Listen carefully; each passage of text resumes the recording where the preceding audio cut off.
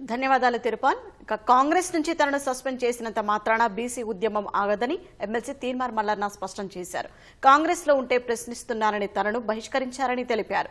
కేసీఆర్ సమగ్ర కుటుంబ సర్వే పకడ్బందీగా చేశారన్న తీన్మార్ మల్లన్న ప్రస్తుత కులగణనలో అగ్రవర్ణాలను ఎక్కువగా చూపించారని ఆరోపించారు. బీసీ వర్గాలను అణిచిపెట్టే ప్రయత్నం చేశారని, అందుకే బీసీ కులగణన తప్పని ప్రతులను కాల్చినట్లు వెల్లడించారు.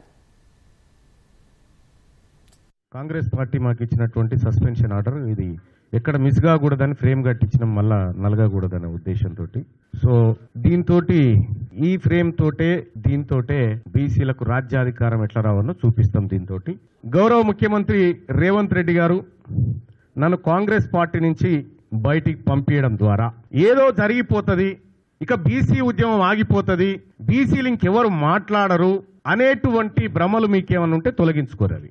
వెనకటి బీసీలం కాదు, మేమంతా ఆధునీకరించబడి ఆలోచన మెరుగుపరుచుకొని వచ్చిన మలిదశ బీసీ ఉద్యమకారులు మేమంతా ఇప్పుడు పుట్టుకొచ్చిన వాళ్ళం. తీన్మార్ మల్లన్న అడిగింది కులగణన తప్పు, మీరు ఈ ప్రభుత్వం చేసినటువంటి కులగణన చిత్తు కాగితంతో సమానం, ఇది ఎందుకు పనికిరాదు, ఇది బీసీలను ప్రజలను మోసం చేస్తున్నటువంటి నివేదిక అని చెప్పి తగలబెట్టడం జరిగింది. నిజంగా తగలబెట్టడమే తప్పు అయితే, బీసీల మంచిని కోరి బీసీలకు న్యాయం జరగాలని కోరి తగలబెట్టడం తప్పు అయితే ఆ తప్పును ఇంకా 1000 సార్లు చేస్తా.